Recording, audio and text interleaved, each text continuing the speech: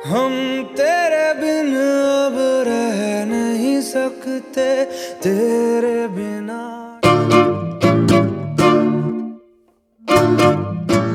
ಸ್ನೇಹಿತರೆ ನಮಸ್ಕಾರ. ನೀವು ನೋಡ್ತಾ ಇದ್ದೀರಾ ಡೈಲಿ ಮಾಧ್ಯಮ. ನಾನು ಅಶೋಕ್ ದಾವಣಗೆರೆ. ಅರಿಜಿತ್ ಸಿಂಗ್ ಬಾಲಿವುಡ್ನ ಖ್ಯಾತ ಗಾಯಕ, ಇವತ್ತಿನ ಯುವ ಪೀಳಿಗೆಯ ಪಾಲಿನ ಅಚ್ಚುಮೆಚ್ಚಿನ ಗಾಯಕ ದಿಢೀರನ್ನೇ ನಿವೃತ್ತಿಯನ್ನು ಘೋಷಣೆ ಮಾಡ್ತಾರೆ. ಕಳೆದ 2 ದಿನಗಳಿಂದಲೂ ಸೋಷಿಯಲ್ ಮೀಡಿಯಾದಲ್ಲಿ ಇದರ ಬಗ್ಗೆ ಸಿಕ್ಕಾಪಟ್ಟೆ ಚರ್ಚೆ ಆಗ್ತಾ ಇದೆ.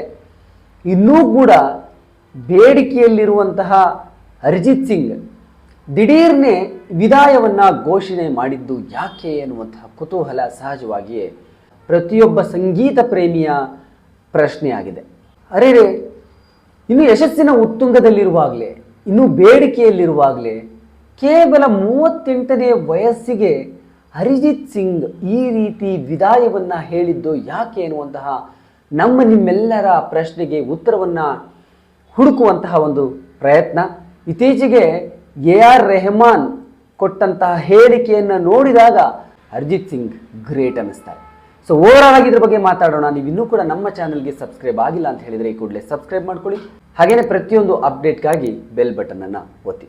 ಲೆಟ್ಸ್ ಇನ್.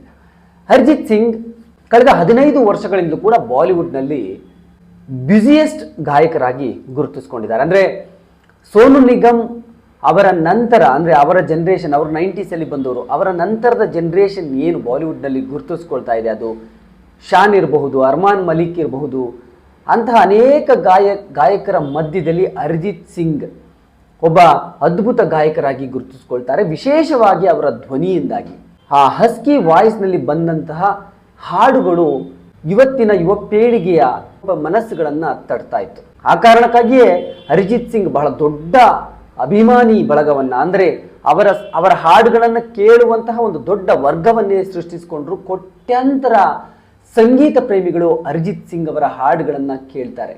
ಭಾರತದಲ್ಲಿ ಅರಿಜಿತ್ ಸಿಂಗ್ ಒಂದು ದೊಡ್ಡ ಕ್ರೇಜನ್ನು ಹೊಂದಿದ್ದಾರೆ ಒಬ್ಬ ಗಾಯಕರಾಗಿ. ಆತನಿಗೆ 38 ವರ್ಷ. ಕಳೆದ 15 ವರ್ಷಗಳಿಂದಲೂ ಕೂಡ ಬಾಲಿವುಡ್ನಲ್ಲಿ ಹಾಡ್ತಾ ಇದ್ದಂತಹ, ಇವತ್ತಿಗೂ ಹಾಡ್ತಾ ಇರುವಂತಹ ಅರಿಜಿತ್ ಸಿಂಗ್ ಯಾಕೆ ದಿಢೀರ್ನೆ ವಿದಾಯವನ್ನು ಘೋಷಿಸಿದ್ರು ಅಂತೇಳಿ. ಹಾಗಿದ್ರೆ ಆತನ ಉದ್ದೇಶ ಏನಿರಬಹುದು? ಅರಿಜಿತ್ ಸಿಂಗ್ ಅವರ ಈ ಮಾತುಗಳನ್ನು ಕೇಳಿದಾಗ AR ರೆಹಮಾನ್ ತರದವರು ಕಲಿಯಬೇಕಿರುವಂತಹ ಪಾಠಗಳೇನು? ಮೊದಲನೇದಾಗಿ ಅರಿಜಿತ್ ಸಿಂಗ್ ಹಾಡುಗಳನ್ನು ನೀವೆಲ್ಲರೂ ಕೇಳಿಯೇ ಇರ್ತೀರ. ಆಶಿಕಿ 2 ಇರಬಹುದು, ಏ ದಿಲ್ ಹೇ ಮುಷ್ಕಿಲ್ ಇರಬಹುದು, ಬ್ರಹ್ಮಾಸ್ತ್ರ ಇರಬಹುದು, ಸಾಕಷ್ಟು ಹಿಂದಿಯಲ್ಲಿ ಯಶಸ್ವಿ ಹಾಡುಗಳನ್ನು ಹಾಡಿದ್ದಾರೆ. ನಿಮಗೆಲ್ಲ ಗೊತ್ತಿದೆಯೋ ಗೊತ್ತಿಲ್ವೋ, 2014ರಲ್ಲಿ ನಮ್ಮ ಕನ್ನಡದ ಪವರ್ ಸ್ಟಾರ್ ಪುನೀತ್ ರಾಜ್ಕುಮಾರ್ ಅವರು ನಟಿಸಿ ಹೊಂಬಾಳೆ ಬ್ಯಾನರ್ ನಿರ್ಮಿಸಿದಂತಹ ನಿನ್ನಿಂದಲೇ ಸಿನಿಮಾದಲ್ಲೂ ಕೂಡ ಒಂದು ಹಾಡನ್ನು, ಅಂದರೆ ಕನ್ನಡದಲ್ಲಿ ಅರಿಜಿತ್ ಹಾಡಿದ್ದೇ ಒಂದು ಹಾಡು, ಮೌನ ತಾಳಿತೆ ಹೃದಯ ಅನ್ನುವಂತಹ ಹಾಡನ್ನು ಅರಿಜಿತ್ ಹಾಡಿದ್ರು. ಹಾಗೆಯೇ ಸೌತ್ ಸಿನಿರಂಗದಲ್ಲಿ ಅನೇಕ ಭಾಷೆಗಳಲ್ಲಿ ಹಾಡಿದ್ರು ಕೂಡ ಅರಿಜಿತ್ ಹಾಡುಗಳು ಹಿಟ್ ಆಗಿದ್ದು ಬಾಲಿವುಡ್ನಲ್ಲಿ, ಹಿಂದಿಯಲ್ಲಿ. ಮೊನ್ನೆ 27ನೇ ತಾರೀಕು ಒಂದು ಟ್ವಿಟ್ಟರ್ನಲ್ಲಿ ಆತ ಪೋಸ್ಟ್ ಹಾಕ್ತಾರೆ, ನಾನು ಇನ್ನು ಮುಂದೆ ಸಿನಿಮಾ ಹಾಡುಗಳನ್ನು ಹಾಡೋದಿಲ್ಲ ಅಂತೇಳಿ ಒಂದು ನಿರ್ಧಾರವನ್ನು ತೆಗೆದುಕೊಂಡಿರುವಂತಹ ಒಂದು ಪೋಸ್ಟ್. ಅದು ಎಲ್ರಿಗೂ ಆಶ್ಚರ್ಯ ಆಗುತ್ತೆ. ರಿಟೈರ್ ಆಗೋ ವಯಸ್ಸ, ಸಿನಿಮಾ ರಂಗವನ್ನು ತೊರೆಯುವಂತಹ, ನಿವೃತ್ತಿಯನ್ನು ಘೋಷಿಸುವಂತಹ ವಯಸ್ಸು ಖಂಡಿತವಾಗ್ಲೂ ಅಲ್ಲ. ಲಕ್ಷಾಂತರ ಕಾಮೆಂಟ್ಗಳು ಬಂದಿತ್ತು, ಯಾಕೆ ಈ ನಿರ್ಧಾರವನ್ನು ತೆಗೆದುಕೊಂಡ್ರಿ ಅಂತ. ಕೆಲವು ಪ್ರಶ್ನೆಗಳಿಗೆ ರೀಟ್ವೀಟ್ ಮಾಡುವ ಮೂಲಕ ಮತ್ತೊಂದು ಪೋಸ್ಟ್ ಅನ್ನು ಅವರು ಇನ್ಸ್ಟಾಗ್ರಾಮ್ನಲ್ಲಿ ಅರಿಜಿತ್ ಹಾಕಿದ್ರು. ಅಲ್ಲಿ ಹಾಕಿದಂತಹ ಆತನ ಪೋಸ್ಟ್ ಮತ್ತು ಆತನ ಹೇಳಿಕೆಯನ್ನು ಕೇಳಿದಾಗ ನಿಜಕ್ಕೂ ಅಚ್ಚರಿ ಆಗುತ್ತೆ. ನನಗೆ ಸಿನಿಮಾ ಸಂಗೀತದಲ್ಲಿ ಅಥವಾ ಸಿನಿಮಾ ಹಾಡುಗಳಲ್ಲಿ ಏನೋ ಹೊಸದನ್ನು ಮಾಡಬಲ್ಲೆ ಅಂತ ಅನ್ನಿಸ್ತಾ ಇಲ್ಲ. ಮೊನೋಟನಸ್, ಅಂದರೆ ಹಾಡ್ತಾ ಇದ್ದೀನಿ, ಹಾಡುಗಳು ಹಿಟ್ ಆಗ್ತಾ ಇದೆ, ಆದರೆ ನಾನು ಹೊಸದನ್ನು ಏನೋ ಮಾಡುವಂಥದ್ದು ಇಲ್ಲಿ ಮಿಕ್ಕಿದೆ, ಉಳಿದಿದೆ ಅಂತ ನನಗೆ ಅನ್ನಿಸ್ತಾ ಇಲ್ಲ. ಹೊಸ ತಲೆಮಾರು ಬಂದಿದೆ, ಹೊಸ ತಲೆಮಾರು ಬರ್ತಾ ಇದೆ, ಅವರು ಯಶಸ್ವಿಯಾಗಿ ಇದನ್ನು ಮುಂದುವರಿಸ್ಕೊಂಡು ಹೋಗಲಿ, ಅವರಿಗೆ ಒಂದಷ್ಟು ಅವಕಾಶಗಳು ಸಿಗಲಿ ಅನ್ನುವ ಕಾರಣ ಕೂಡ ಅವರು ಹೇಳ್ಕೊಂಡಿದ್ದಾರೆ.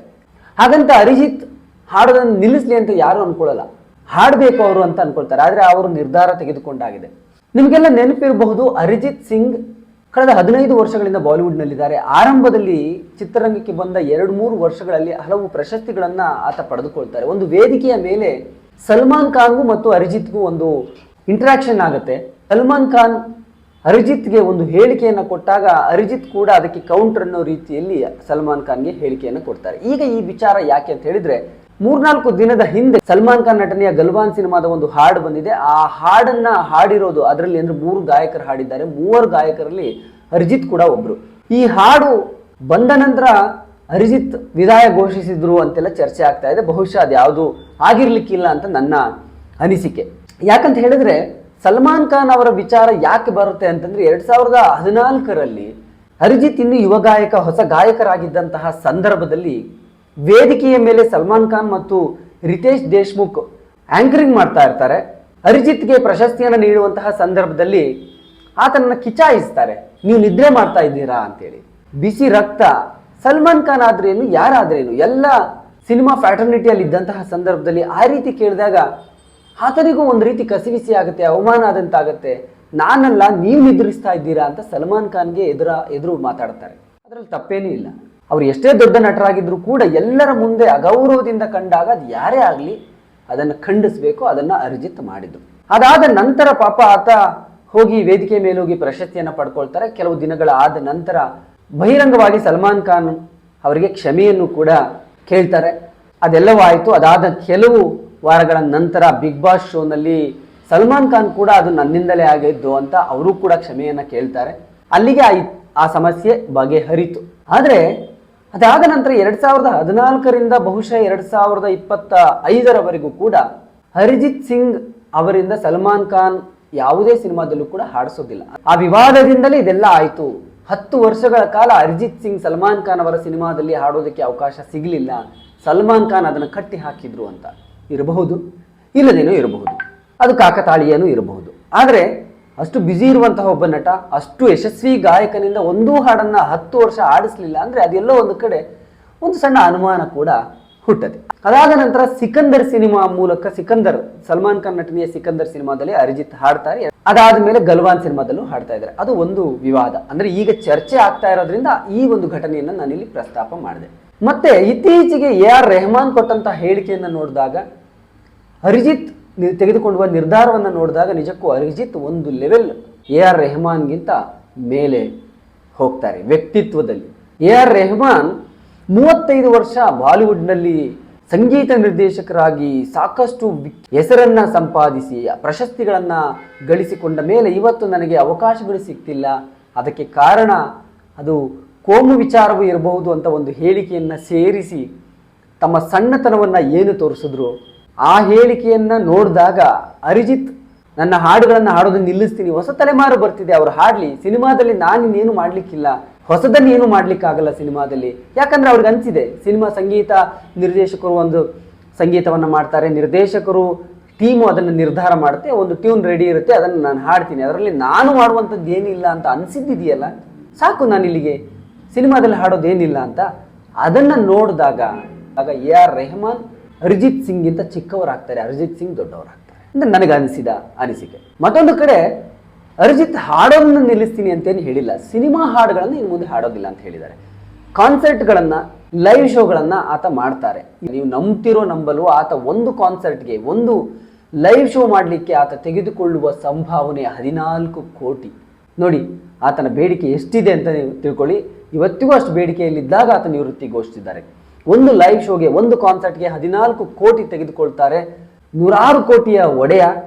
ಆತ ಹಾಡಿರುವ ಹಾಡುಗಳು ಹಿಟ್ ಆಗತ್ತೆ, ಡಿಜಿಟಲ್ ಪ್ಲಾಟ್ಫಾರ್ಮ್ನಲ್ಲಿ ಸ್ಟ್ರೀಮಿಂಗ್ ಆದಾಗ ಅದರಿಂದಲೂ ಕೂಡ ಆತನಿಗೆ ಪ್ರತಿ ವರ್ಷ ಕೋಟ್ಯಾಂತರ ರೂಪಾಯಿ ರಾಯಲ್ಟಿ ಬರುತ್ತೆ. ಹಣ ಸಂಪಾದನೆ ಅಂತೂ ಖಂಡಿತ ಆಗ್ತಾ ಇದೆ. ಇವತ್ತಿಗೂ ಆತನ ಹಾಡುಗಳಿಂದ ಹಣ ಬರುತ್ತೆ. ಸಿನಿಮಾದಿಂದ ಇನ್ನಷ್ಟು ಜನಪ್ರಿಯತೆಯನ್ನು ಸಂಪಾದಿಸಬಹುದು ಅನ್ನುವಂತಹ ಆಸೆ ಇಟ್ಕೊಳ್ಬೋದಾಗಿತ್ತು, ಆದರೆ ಅದನ್ನು ಅರಿಜಿತ್ ಮಾಡಿಲ್ಲ. ನಾನು ಕೂಡ ಅರಿಜಿತ್ ಅವರ ಹಾಡುಗಳನ್ನು ಬಹಳ ಇಷ್ಟಪಟ್ಟು ಕೇಳುವಂತಹ ಒಬ್ಬ ಕೇಳುಗ.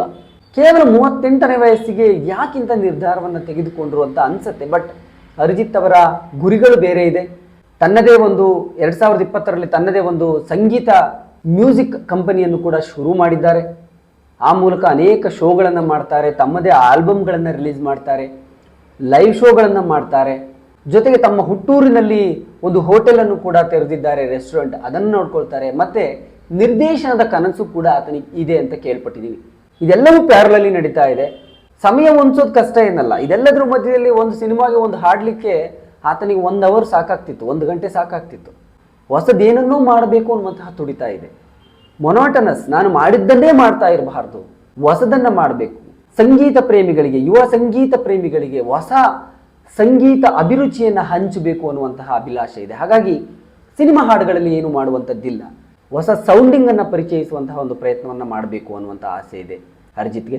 ಮತ್ತು ತನ್ನ ಸಂಗೀತ ಸಂಸ್ಥೆಯ ಮೂಲಕ ಹೊಸ ಹೊಸ ಪ್ರತಿಭೆಗಳನ್ನು ಪ್ರೋತ್ಸಾಹಿಸುವಂತಹ ಇಚ್ಛೆ ಇದೆ. ನಿಜಕ್ಕೂ ಅರಿಜಿತ್ ನಿವೃತ್ತಿಯನ್ನು ಘೋಷಿಸಬಾರದಿತ್ತು, ಆದರೆ ಘೋಷಿಸಿದ್ದಾಗಿದೆ. ಆದರೆ ಆತನ ಹಾಡುಗಳನ್ನು ಕೇಳುವ ಅವಕಾಶವಂತೂ ಮಿಸ್ ಆಗೋದಿಲ್ಲ. ಅರಿಜಿತ್ 15 ವರ್ಷಗಳಲ್ಲಿ ಮಾಡಿದ ಸಾಧನೆ, ದೇಶದಾದ್ಯಂತ ಗಳಿಸಿದ ಜನಪ್ರಿಯತೆ, ಯುವ ಹೃದಯಗಳನ್ನು ಆತ ಗೆದ್ದಂತಹ ರೀತಿ, ಸಂಗೀತದ ಮೂಲಕ ಗೆದ್ದಂತಹ ರೀತಿ ನಿಜಕ್ಕೂ ಹೆಮ್ಮೆ ಅನಿಸುತ್ತೆ.